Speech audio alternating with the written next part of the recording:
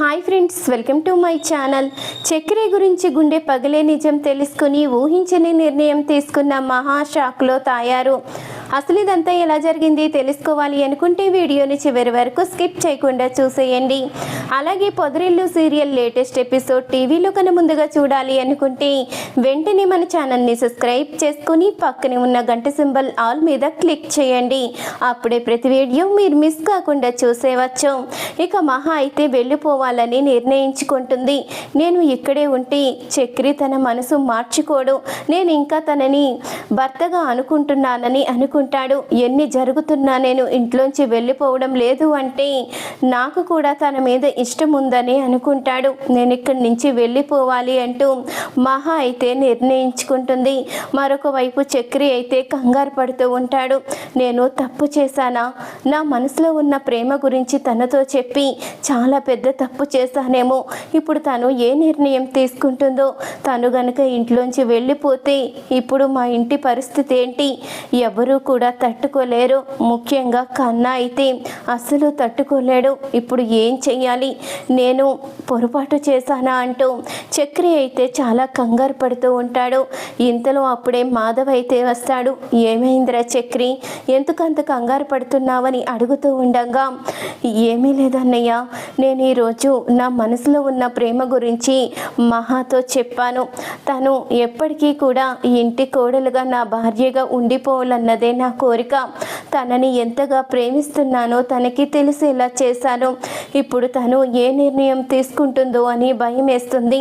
తను కోపంగా లోపలికి వెళ్ళిపోయింది అంటూ చక్రి అయితే చాలా బాధపడుతూ ఉంటాడు. సర్లేరా, నువ్వేం చేస్తావు? ఇక ఏం జరగాలని ఉంటే అదే జరుగుతుంది, నువ్వు కంగారు పడుకో అంటూ ఇక మాధవ్ అయితే చెప్తూ ఉంటాడు. ఇంతలో అప్పుడే మాటలు విన్న కన్నా అయితే, అన్నయ్య నిజంగానే వదినమ్మ వెళ్ళిపోతుందా? వదినమ్మ గనక నీ మాటలకి బాధపడితే ఖచ్చితంగా వెళ్ళిపోతుంది. అప్పుడు మన ఇంటి పరిస్థితి మళ్ళీ మామూలుగానే తయారవుతుంది కదా అంటూ కన్నా అయితే అంటూ ఉండగా, నువ్వు బాధపడకరా, ఈ విషయం ఎలా జరగాలని రాసి పెట్టిందో అలాగే జరుగుతుంది, మన చేతుల్లో ఏమీ లేదు అంటూ ఇక మాధవ్ అయితే చెప్పంగానే ఇక కన్నా కూడా బాధపడుతూ ఉంటాడు. ఇంతలో ఇక మహా అయితే తన లగేజ్ అంతా ప్యాక్ చేసుకుంటూ ఉండగా అనుకోకుండా తనకి ఒక ఫోటో అయితే కనిపిస్తుంది. ఇక ఫోటోని చూసి ఒక్కసారిగా షాక్ అవుతుంది. ఇక ఫోటో దగ్గరే కొన్ని లెటర్స్ కూడా కనిపిస్తాయి. ఆ లెటర్స్ అయితే చదవంగానే అవన్నీ కూడా తన తండ్రి రాసినట్టు అయితే గుర్తుకు వస్తాయి.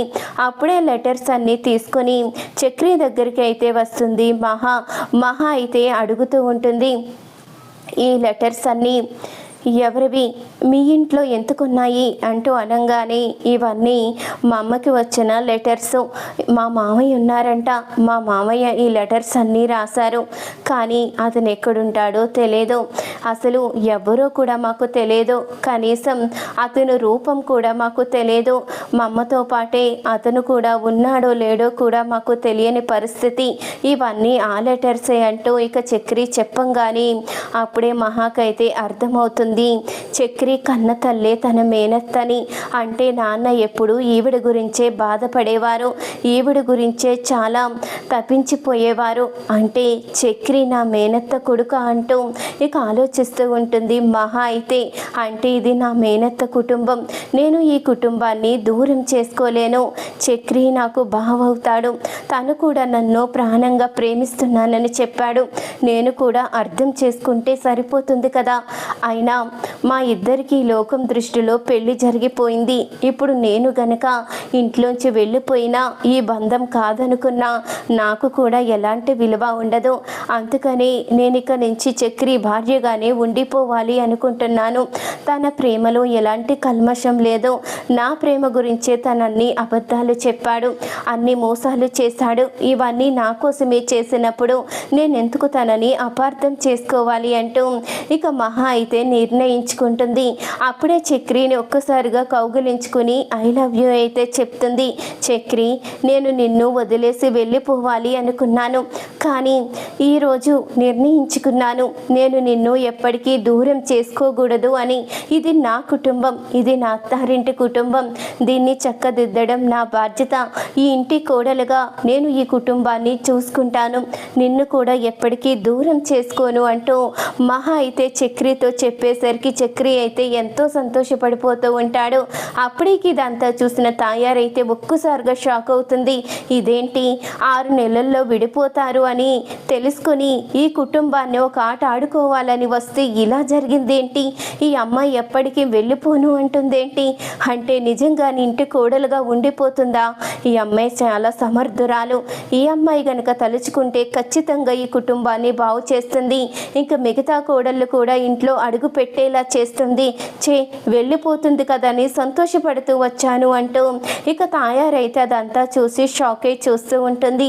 చూసారు కదా ఫ్రెండ్స్, ఈ వీడియో కనుక నచ్చితే తప్పకుండా ఒక లైక్ చేయండి. అలాగే పొదరిల్లు సీరియల్ లేటెస్ట్ ఎపిసోడ్ టీవీలో కన్నా ముందుగా చూడాలి అనుకుంటే వెంటనే మన ఛానల్ని సబ్స్క్రైబ్ చేసుకుని పక్కనే ఉన్న గంట సింబల్ ఆల్ మీద క్లిక్ చేయండి. అప్పుడే ప్రతి వీడియో మీరు మిస్ కాకుండా చూసేవచ్చు.